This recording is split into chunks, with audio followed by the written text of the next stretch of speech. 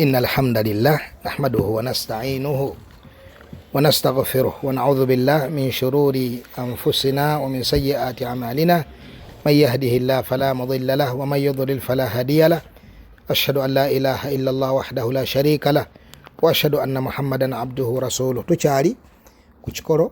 إيشوكساتو شيخ تيوا ذلك لا وصل. بسم الله الرحمن الرحيم. قال المصنف رحمة الله عليه: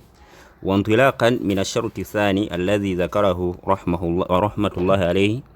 قلنا إن وسائل الدعوة إلى الله توقيفية لا يستحدث فيها شيء لم يكن عليه رسول الله صلى الله عليه وسلم، ولذلك اشتد نكير السلف على أهل السماع الذي كان يفعله الصوفية. ولو كان هذا السماع مجردا عن الآلات المحرمة كآلات اللهو ونحوها، ولو كان هذا السماع نافعا لتلين القلوب لأنه لم يأتي له شاهد في الكتاب ولا في السنة ولا في فعل السلف الأمة رضي الله تعالى عنهم. ولذلك يقول شيخ الإسلام ابن تيمية رحمة الله عليه كما في مجموع الفتاوى الجزء 11: فأما سماع القاصدين لصلاح القلوب في الاجتماع على ذلك، أي الذين يجتمعون على السماع قاصدين بهذا الاجتماع إصلاح قلوبهم وتزكية نفوسهم، إما نشيد مجرد يعني ليس معه آلات اللهو نذير الغبار، وإما بالتصفيق ونحو ذلك فهو السماع المحدث. فهو سماع المحدث في الإسلام، فإنه نذير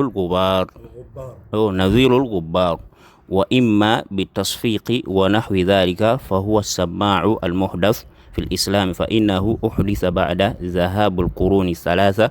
الذين أثنى عليهم النبي صلى الله عليه وسلم، حيث قال: خير القرون قرني الذين بعثت فيه ثم الذين يلونهم ثم الذين يلونهم، وقد كرهه أعيان الأمة ولم يحضره أكابر المشايخ. نعم، الحمد لله والصلاة والسلام على رسول الله صلى الله عليه وسلم. tukyagenda maaso n'ekikolo ekyokusatu mu bikolo bya da'wa eya salafiya. Ekikolo ekisooka ilmu, ogifaako; ekyokubiri ogiteeka mu nkola; ekyokusatu okuyita abantu naye nga tubayita ala basira, so si bugero wakayima ne wango ezzike bwe lyabba akanyama. Iri musi eyo gye tusuubira ku bituuti, etwala eddakiika 5-4 ng'oli atunyumiza edda akanyama ohakadha. Erina kubeera ala basira ng'oleeta obujulizi mu Qur'an ne mu Sunna. Kashekha agamba wano rahmatullahi alayhi, bwe yamala otulaga mu darusu ewedde obukwakuliza obusatu bwe tulina otutunuulira kukola da'wa ikhlas, then n'okubanga tugikola nga tugoberera enkola ya Nabbi sallallahu alayhi wasallam nga bwe yakola mu da'wa ye. Bwe agambye bwe tuba tusituliddeawo kwakakulizo kana akokubiri nga Nabbi bwe yakola da'wa sallallahu alayhi wasallam, qulna wano tuba tusigala tugamba inna wasaila ad-da'wati ila Allahi tawqifiyya. Amakubo ge tuyitamu okukola da'wa gayina kubanga tuyimirira ku bujulizi. Tawqifiyya bwe manchi kujjirayo ekyokulabirako ky'oba ofuna nti ibadaati ze tukola zonna tawqifiyya. Ti mathalan okusala essala zirina kubeera mmeka? 5, nga tuyimirira ku bujulizi obwajja mu sunna z'owekitiibwa Muhammadin sallallahu alaihi wasallam. Tetuyinza kuteekawo ffe yaffe ibadaati ez'enjawulo. Mathalan tukola hijja tugikolerawa? Makka. Tetuyinza kugamba nti ne wano waliwo abazira enamugongo ndinawo tuteekawo hijja. Tekisoboka. Ekyo bwe kiri ku ibada zonna. Era amanyi balina ne kibagamba al aslu fil ibadaati at-tahrim. Ekikolo ku ibadaati kiri haramu gikola okutuusa nga ofunye obujulizi. Wa amma al aslu fi al aadaati, embeera zaffe zino ez'obulijjo, al aslu nti ki?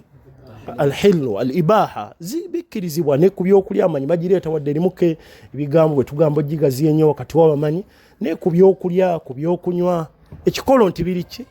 yenna ajja n'agamba nti mathalan tokkirizibwa kulya ffene atumugaleeta obujulizi mu Qur'an oba mu sunna atugamba nti embizi eri haramu atugaleeta obuki ngakuleetera aya ekulaga nti embizi tekola ki dodo olisenga agamba nti dodo ali haramu katunkuma ebyo n'abantu bakola ki huwa alladhi ja'ala lakum ma fil ardi jami'an ageza okugamba nti haramu nga tumusaba buki so ekyo kitwale ekyennyume kyakyo ku kusinza yenna ageza n'ateekawo omulimu mu ddiini n'atugamba nti mathalan mauledi tukuŋŋaani nga tumugamba leta ayo oba hadith nga nabbi atulagira mauledi oba aya nga eyimirizawo maki mauledi oli kajja ateekawo omukolo ng'ogwo hijab nation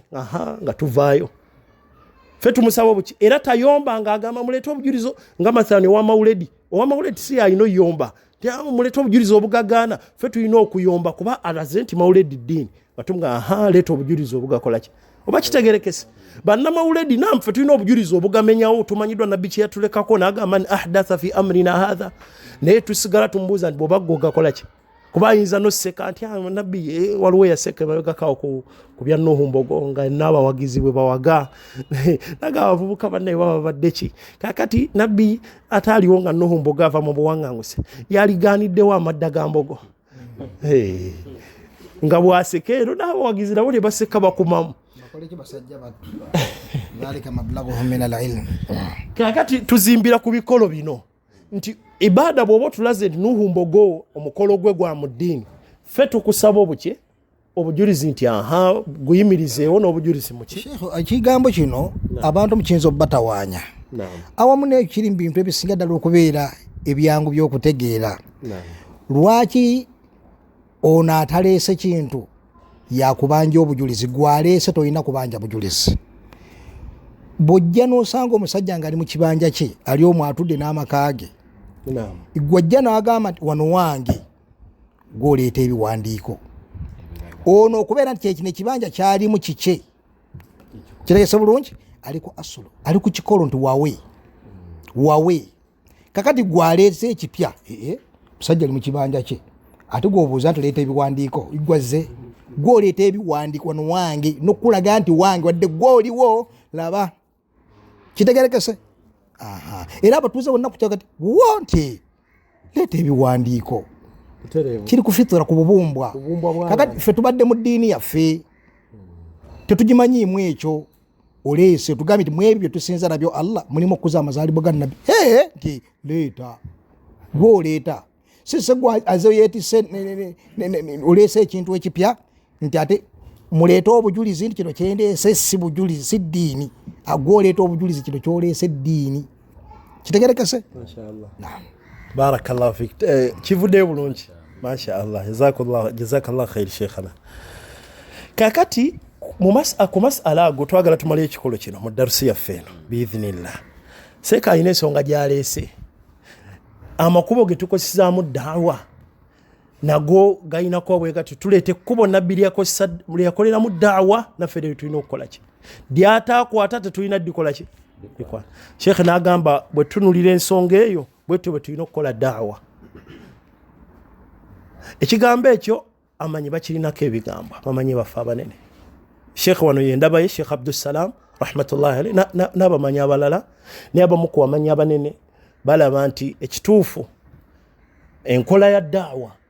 waliwo ebitaaliwo ku mulembe gwa nabbi sallallahu alaihi wasallam naye nga Allah zaatuggulirawo nga tebigwa mu haram nga tusobola bikozesa nga tetuvudde ku mulamwa gwa daawa ya nabbi sallallahu alaihi wasallam mathalan obwetaavu bw'emizindaalo bwaliwo ku mulembe gwa nabbi naye nga ebyo tebikola ki tebiriiwo era oluusi alina luyeyogera nga nayasaba omulala eddoboozi alimutuusize bali ne mu hadithi eri kyafo ekya Bilaali bwe nabbi bwe yalangirira teri agenda kuyingira jjana okuggyako nga nafsun muslima makuwa maala mu'mina n'alagira Bilaal radiyallahu ta'ala anhu agenda akole ki abakubanga alina emizindaalo mu kiseera ekyo yali badde akyetuusiriza sallallahu alaihi wasallam entambula ezaaliwo mu kiseera ezo zaali ki ngamiya nandogoyi naye Allah subhanahu wa ta'ala n'aleeta oluvannyuma entamu ne zijja kati olwalira abantu balina emmotoka balina ennyonyi balina train basobola zikozesa ne bagenda ne bongerayo daawa ne bagendeyo mu kyalo nga bagendedde mu mmotoka amanyi ne bagamba naam era ndaba y'abashekhe nga bolaba shekhe ibn Uthaymin shekhe ibn Bazi balaba nti naam wasailu daawa tusobola okugamba nti zigaziwa mu mbeera Allah gy'aba atukoze eki atugudde ebbanga letumala nti tetuyingiza mu kutuusa daawa nga tuyitira mu makuba atagali haramu nti abantu abo mathalan baagala nnyo eŋŋoma bonna abateekamu eŋŋoma ne banyeenya daawa ejja bayingiro basomese tawhid tugaa nti kale ate eŋŋoma badde mu muziki nga lwotutuusa daawa mathalan baagala nnyo ka music bonna abaleetera essimu nobateeko ka music daawa ojja kubakolako daawa bonna bage mashallah nga bamaze okukola ki awo tugamba eri ekkubo terigenda kutuusa ki daawa tetuyitira mu makuba ate gali haram tugende tutuuse ki naye amakuba amalungi gasobola okutuusa bulungi daawa biidhini subhanahu wa ta'ala. Sheikh njagala be kyeyongerako okugundi eyo ensonga eno ekwatagana ku wasaili za daawa abaffe ziri tawqifiya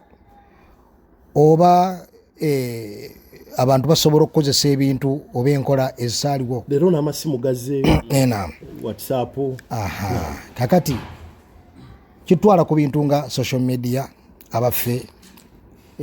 mizindaalo n'ebira bifaanako bwe bityo naye abamanyi kibasinga okutunuulira wano si bye ebintu ebifaanaganako bwe bityo ebyo byo ojjula kusanga nti babyegattako abaffe omuntu akkirizibwa okulinnya mu motoka n'agenda gy'agenda n'akola daawa akkirizibwa okulinnya ennyonyi n'agenda n'akola daawa akkirizibwa okwogera ku muzindaalo wahakadha naye waliwo wasail nga zo ziri muharrama naye nga bannyinizo balina obubaka basobola okutuusa eri abantu abaffe zitiikingibwa olwokuba zirina omugaso guzivuddemu ekyokulabirako nga firimu eyitibwa Ar-Risala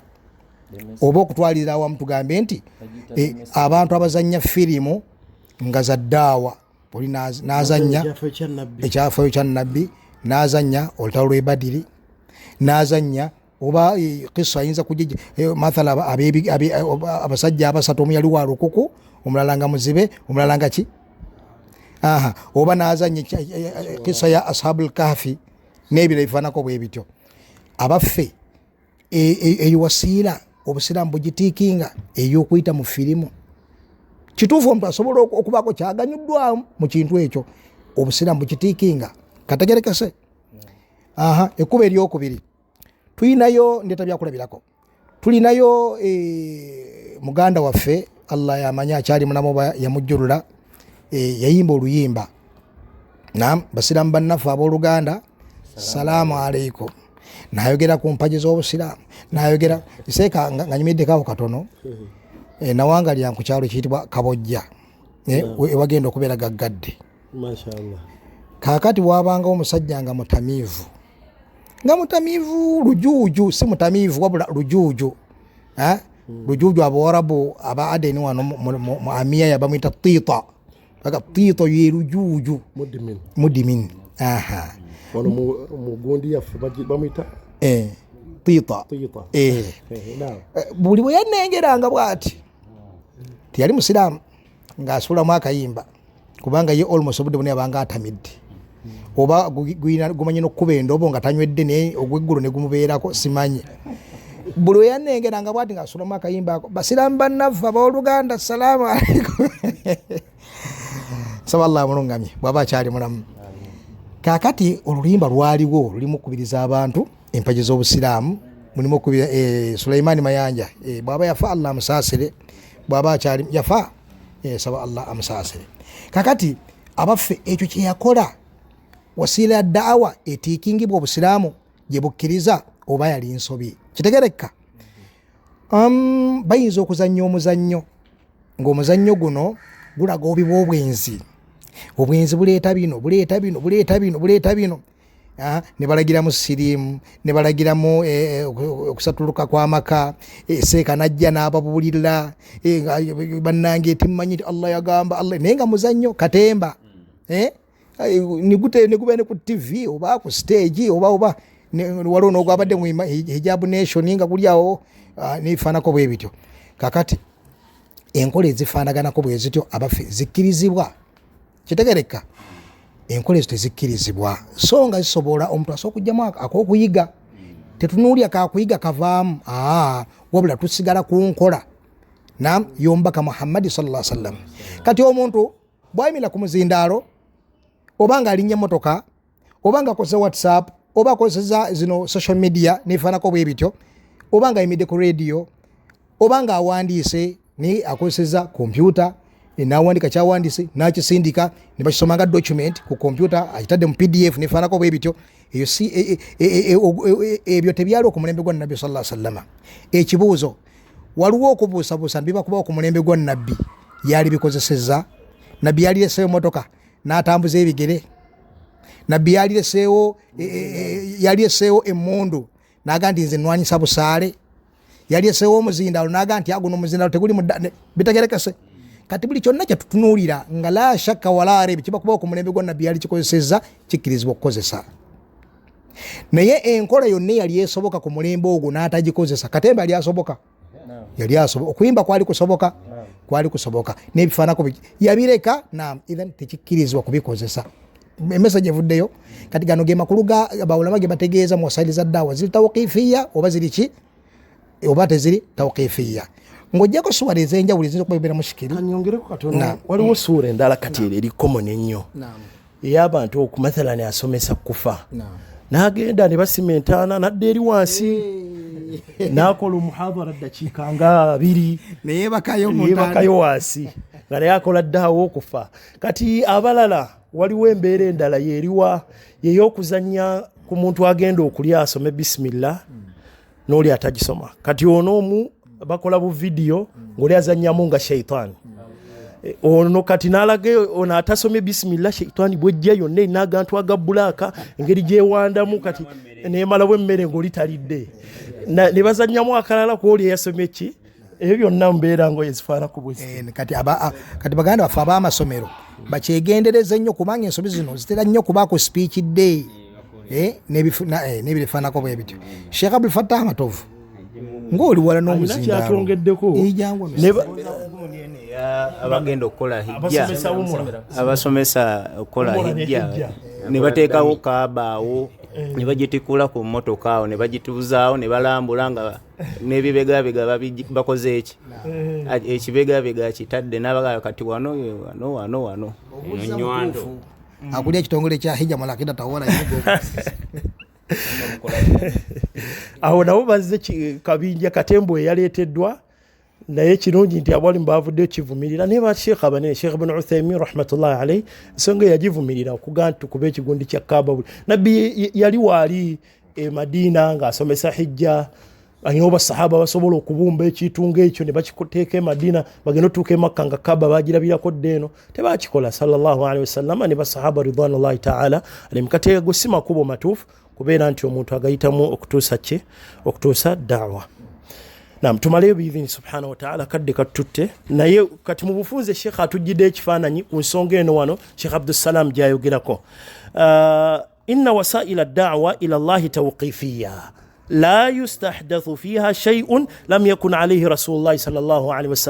wasallam. Tukitegedde bekkubo erigwa nti ebintu ebyo bwe bityo ebyokutetenkanya eyo ebitaliiko bujulizi tetubikozesa kuva ku da'wa ya Nabbi. Walidhalika ishtadda nakin as-salaf ala ahli as-sama' alladhi kana yafaluhu as-sufiyya. Kivola abasalaf bavaayo kuvumirira gundi ebyo batekangawo obuntu obubabeesa bawuliriza obuyimba bugonza emitima basufiye batudde mu mizikiti awo ne babeera awo embubwe mitima bugonza wa hakadha. ولو كان هذا السماع مجردا عن آلات المحرم نوبات waliwo bidongo byebakuba wamulimu abamu mbalabira dda kati bu video nga bali mu muzikiti bali nawo zigundi ezo zeba masulabe nene bwe batebiriwo ne mugana tudde mu muzikiti tudde ku buyimbo obwo abamanyi babigana ebyo then nokuleeta obwo ebidongo ebyo ne bakuba wa alati llahi wa nahwiha. ولو كان هذا السماع نافعا لتليين القلوب ne bwe tugamba nti bigonza emitima abantu olina awulyanga eddiini emuyingidde kati nga Sheikh Kalese kano basiraamu bannaffe n'owulyanga abantu bonna mbwe emitima gigonze bawuliriza akaki ate ono taliimu wadde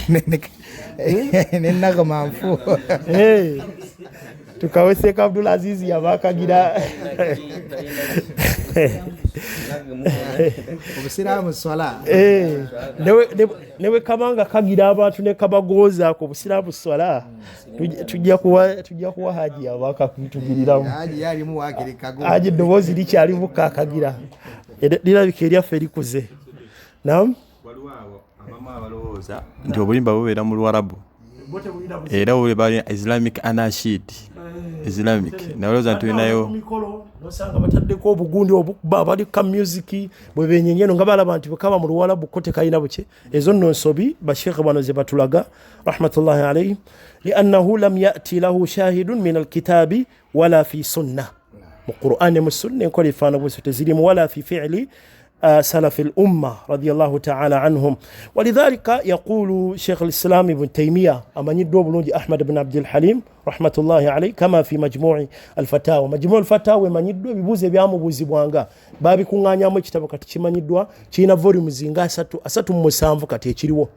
ekisembe kina volumes asatu musanvu volumes 2 ndagiriro faharis kulaga ekisango nenga ate amanyi bagamba kikyayongerwako bakyayongera okuzuula ebibuuzo ebyabuuzibwanga shekhe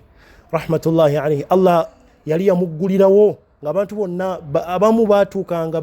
bawulira fatawa eno neeno nenga bagamba gwogamba ki lusi yakerewanga okwanuka nagala mwina shekhe nga bagala twagala okwanukulako kati bagenzi babikuŋŋaanya olwaleero ekiriwo kati ekyakasembayo kirina volumes 3 nenga fatawa zikyayongera okuvumbulwa ezabuuzibwa shekhe Taimia obolya okiyinza kwenga nosanga kati zituuse mwana naye kiriwo kati ziri volumes 3 nga volumes 2 ziri mu faharis kulagirira ekisango wano hakadha yagamba Sheikh rahmatullahi alayhi mu volume ene ye11 wa amma samaa alqasidina li salahi alqulubi في الاجتماع على ذلك أي الذين يجتمعون على السماع قاصدين بهذا الاجتماع إصلاح قلوبهم وتسخية نفوسهم إما نشيد مجرد يعني ليس معه آلات الله abatulane bawuliriza obuyimbo obwo olusinga tebuliko bivuga bikwira mbere sifana ko isebyo nanga ayagala okulaga nti si bitufu wa imma bitasfiqi mulimu abakuba ne mu ngalo babeera enkola yokuba mu ngalo ne siyaffe Allah subhanahu wa ta'ala yatulaga embeere yakozesebwanga mu jahiliya wama kana salatuhum inda albayti illa mukaa tukimanyi okufuwa empaye bazifuwanga sinkola yaffe tukizibwa gikozesa wa tasfiya ye tasfiku kuba muki mu ngalo sinkola ntuufu bantu basanyuse ne basalo bakube muki mu ngalo sinkola yaffe eyo ekozesebwa nnyo ne mu masomero okulaba nabakubye muki mu ngalo kikolebwa mukyala wano ng'ajjukiza n'akuba kuki كاتي بيغام فهو سماء محدث في الإسلام فإنه أحدث بعد ذهاب القرون الثلاثة الذين أثنى عليهم النبي صلى الله عليه وسلم بيجانغ بياسي بيساتو بيسينغوكو بيبي بيكوزيتي بيفدو نبي صلى الله عليه وسلم بياتولاغي بياسي بيبي بيرونج خير القرون القرن الذي بعثت فيه ekya ebyase bisinga ebyase binabi mu yatuma mu yalina ddere kyase kisoka thumma alladhina yalunahum nayogera kubiddako sallallahu alaihi wasallam wa kad karihahu a'yan al-umma wa lam yahdhuruhu akabir al-mashayikh ila bamanyi abanene mu umma bakivumire era bamanyi bonna abanene bashiyukhu abanene tebabiberanga mu ebifaanako webityo enkuŋŋaana ezo nga zolaba ez'abasofi tumaleyo sheikh inshallah إلى أن يقول الشيخ رحمة الله عليه إلى أن يقول الشيخ رحمه الله في ضمن الكلام على السماع هذا وبالجملة فعلى المؤمن أن يعلم أن النبي صلى الله عليه وسلم لم يترك شيئا يقرب إلى الجنة إلا وقد حدث به ولا شيئا يبعد عن النار إلا وقد حدث به وأن هذا السماع لو كان مصلحة لشرعه الله ورسوله فإن الله يقول اليوم أكملت لكم دينكم وأتممت عليكم نعمتي ورضيت لكم الإسلام دينا وإذا وجد فيه منفعة لقلبه ولم يجد شاهد ذلك فإذا وجد فيه منفعة لقلبه ولم يجد شاهد ذلك لا من الكتاب ولا من السنة لم يلتفت إليه. إذن وبالجملة اكتواليزوا الشيخ يقال تلقى ونوامقول مزوك وقيل كبير السماء baberamu ne bawuliriza basuufi. Wabiljumla faala almu'min an ya'lama anna an-nabiyya sallallahu alayhi wasallam lam yatruk shay'an yuqarribu ila aljanna illa waqad haddatha bi. Teriyo kintu kyonna kitutwala eri jjana ng'ekitusembeza eri jjana okujja nga nabbi ekitukola ki yakitubuulira. Wala shay'an yub'idu anin nar illa waqad haddatha bi. N'ekintu kyonna ekiyinza otuwonyesa omuliro kituteekwa n'omuliro nabbi yakitubuulira nti kino tusobole okuba nga tugwona. Wa anna hadha as-samaa law kana maslaha la shara'ahu Allah. Ebintu ebyo babeeramu okuwuliriza kwabwe abasuufi ne badda mu buyimba biba kuba birungi Allah yalibiralise wa rasuluhu bwe kiri Sheikh Luqman lwaki la shara'ahu Allahu wa rasuluhu oba wa rasulihi lwaki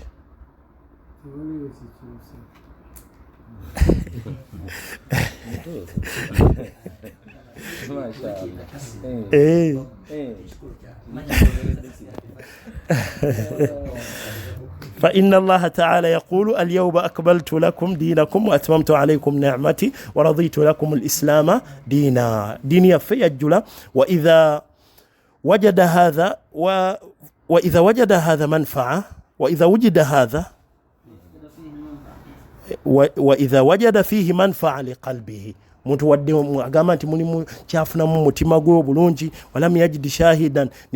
nolabanga kiwadde gwowuliranga oyinamu obulungi naye notabana bujulizi bwakyo la min alkitabi wala min assunna lam yaltafit ilayhi tobitunulira ebyo wadde bagamba mulimu okugira ngabola ne mawulidi mulimu Qur'ani mulimu n'okuliisa ku bantu naye nomanya nti mu Qur'an ne mu sunna tekirimu tobitunulira totunulira ebyokuliisa bye bagamba totunulira nti mulimu n'okusoma Qur'an mulimu nakiro naye ng'olaba nabbi wosikye yakola ki ne bw'osangamu nga bakutendera obulungi obulimu kati nga ono samaa gyayogerako nti emitima gigonda abantu ne bajjukira ku Allah abantu ne bajjukira omubaka abantu ne bajjukira eddiini yaabwe ne bwe babyogera byonna naye n'olabanga mu Qur'an ne mu sunna tebirimu tobitunuulira ebyo byonna bye bakulaga.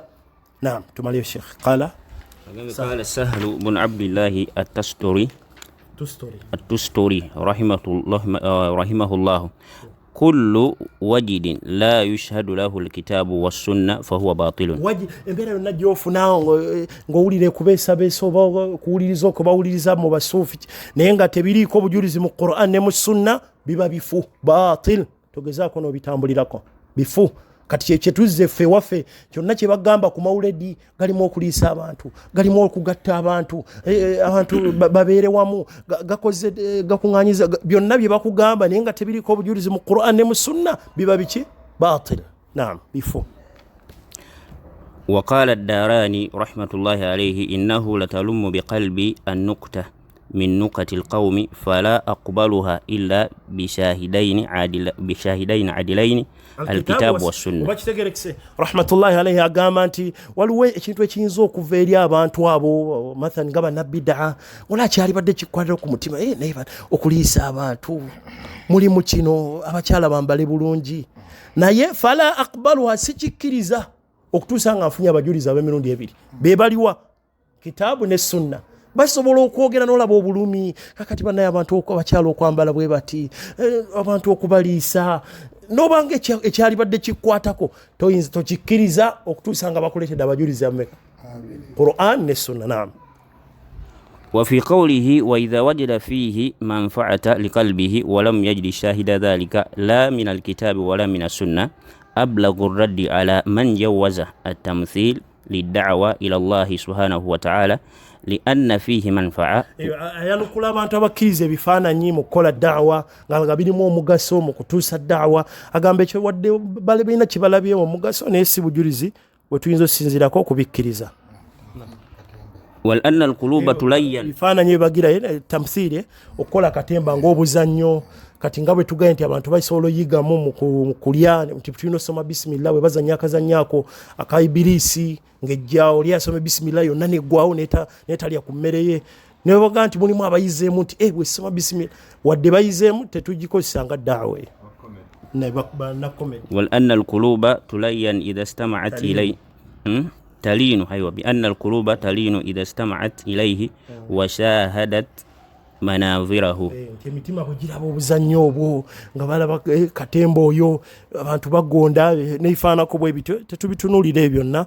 kuba si enkola eri mu Qur'an ne mu sunna. Fa'ala dhalika نقول يجب أن تكون وسائل الدعوة توقيفية لا يشرع فيها إلا ما كان عليه رسول الله صلى الله عليه وسلم وصحابته الكرام. وبارك الله فيكم وجزاكم الله خيرا ووفقكم الله تبارك وتعالى لما يحبه ويرضى. nga tufundikira ekifaananyi kyaffe ebbanga lyonna tuba twaka kuleeta ekifaananyi tusembereza ensonga nti omusiraamu asobola okubeera awo ng'akimanyi nti ago maka gaagundi musajja yagazimba n'agenda ebweru, kati agenda ogenda n'agamba mune nti wange lwaki amaka gano tetugatereeza nitugalongoosa. Munne kyasooka omubuuza amuga nti nnyinigo yatukkiriza ye yakugambye? Bamugaa nti nedda nga tuyingira tutya amaka g'omuntu nga tatuwadde lukusa, si bwe kiri? Kati munnabbidaa nga balina engeri yonna gye baagala okuleeta ekintu kyonna mu ddiini, munnabbidaa alina okumubuuza nti eno si ddiini ya Allah, nti yakuwadde olukusa kino okireete mu ddiini? Kubanga ddiini yaani? Ina nnyiniyo. Kakati singa onaagenda mu maaso naga nti nze mmanye ebirungi, nze mmanye ebirungi ebijja omumusanyusa nnyini nnyumba eno, ng'agenda ku pikooko bebalangi ng'aleeta n'omuzimbi lino eddirisa eddi wano limenyewo kati liteeke wano, okusinda ku nzimba empya wano eno sero gye yakola nki nkadde bagiyita batya ennaku zino eyo enzimba bagiyita batya kakati omusajja ono bwajja agenda kusanga kimu ku bibiri ku nnyumba ye, imma ddala kituufu kye baakola ne kijongerako omutindo, oba kye baakola bo nga balowooza nti nno bamugasizza kumbe boonoonye. Kati kiri kye boonoonye ekyo buli omu alina ansa yaakyo, tetukitwalirako budde. Tugende wano webalongoosezza,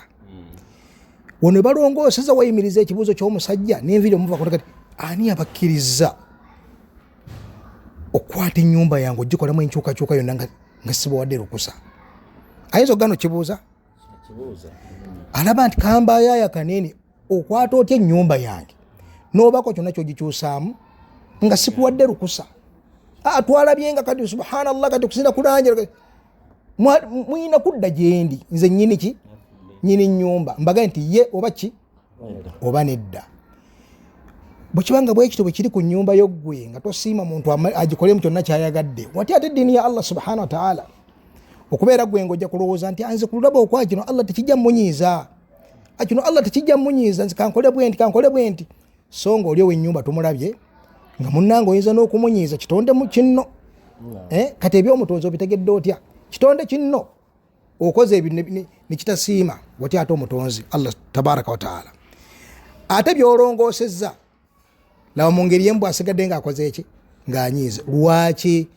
tolina kukwata kintu kyange nojja okikoleramu akantu konna nga tofunye lukusa kuva luddawa?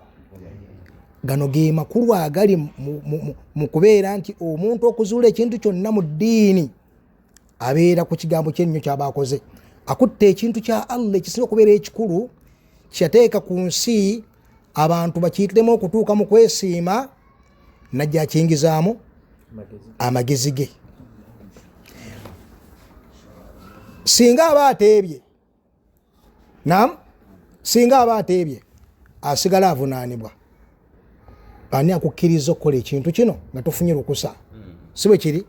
Watya nga ate ebisinga zibeera nki? Zibeera nsobi. Naam, waffaka Allahu al-jamii lima yuhibbuhu wa yarda. Walhamdulillahi rabbil alamin.